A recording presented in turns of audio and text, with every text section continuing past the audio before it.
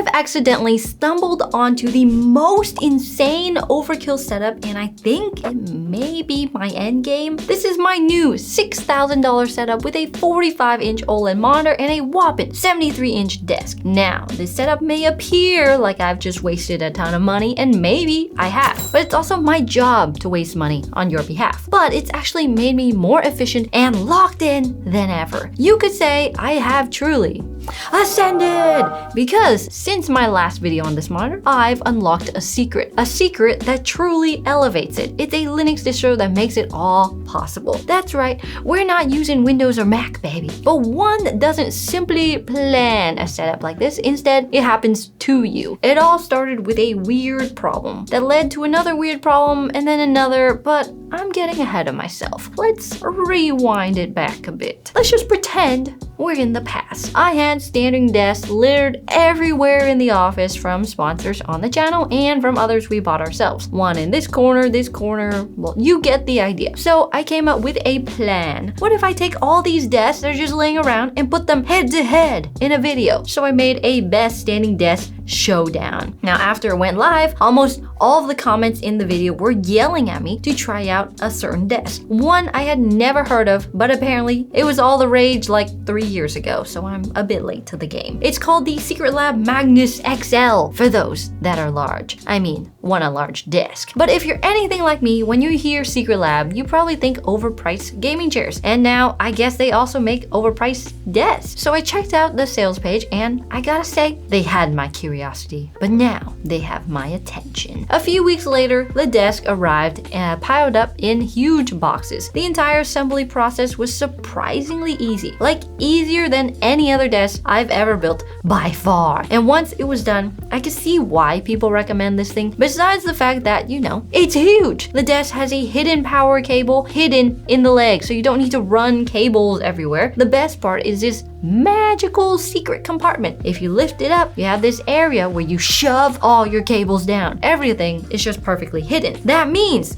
no more cable management. It erases the problem entirely. But this huge desk led to a strange, albeit ultra first world problem. My Dell 27-inch monitor now looks like a little baby monitor on this mammoth of a desk. Like, it looks laughably out of proportion. Now, a normal person would have just bought a second monitor or a third monitor and called it a day. But I'm not a normal person. I'm a little extra. And I didn't just jump straight to the 49-inch Samsung G9. I coped my way there, logically. I have been wanting to try an OLED monitor for a long time. I've heard so much about how much better the display looks. And once you see those inky blacks, you never want to go back, or so I've heard. And burn-in isn't as big of a problem as people make it out to be. I hope. So I looked at picking up a second monitor that's OLED, but after kicking the idea around in this noggin, I didn't really like the thought of having one OLED monitor and another that's not. It just sounds wrong. Instead, I think the right call is to get two OLED monitor. Man, things are really cascading here, aren't they? It feels like a slippery slope. But OLED monitors ain't cheap. Last time I checked, they're $500 each at the minimum. So now I'm looking at $1,000 in just monitors. I'm Diderot-ing out of my mind here, which is something I learned about recently called the Diderot effect, where if you get something new, like a new rug for your house, all of a sudden it makes everything else look old and beat up. Then you end up buying a new car, a new TV, and a new husband. Just kidding.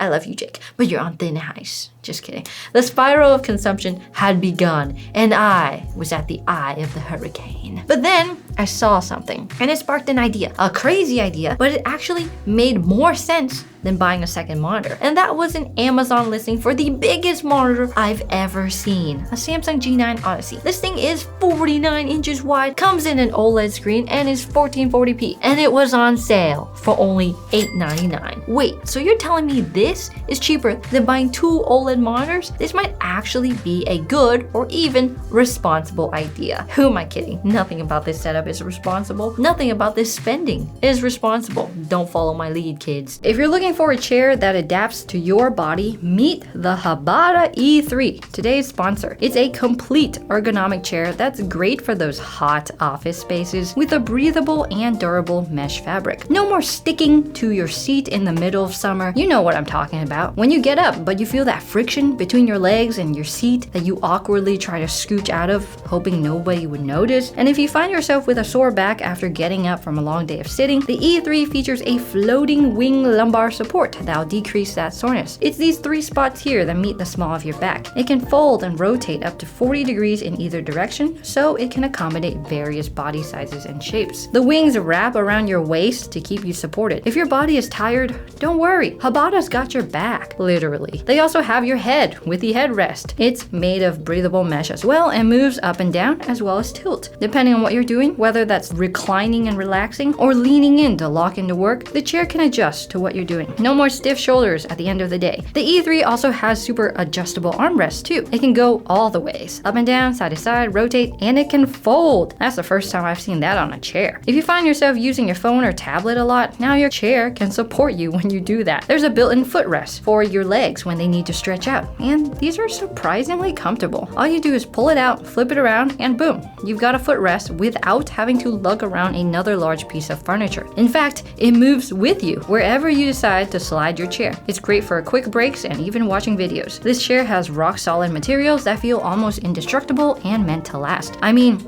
it was pretty heavy to put together. You have the option to raise and lower your seat to various heights to make yourself comfortable, as well as change the settings for reclining. And with the built-in footrest, it really does feel like a nice break on those stressful days. So if you're ready to upgrade your setup now, check out the Habata E3 link below. Thanks again to Habata for sponsoring today's video. A few days later, this massive box arrives at our door. I'm talking, it's as tall as me. Now, I'm a petite young lass, so it probably looks even bigger than it actually is, but man, it's huge and heavy. So I got Jake and our production assistant to help unbox and assemble this thing. And I gotta say, I've never seen a monitor this large before, or a monitor that looks this fragile. I'm actually worried we may break it. So we put it on the table and went to attach the stand, only to realize we done messed up. And we did the whole process wrong. Apparently, you're supposed to be smart and put the stand on while the monitor is still in the box, while it's supported by all the foam. But we didn't, and I cringed as we set it down and watched the unsupported monitor bend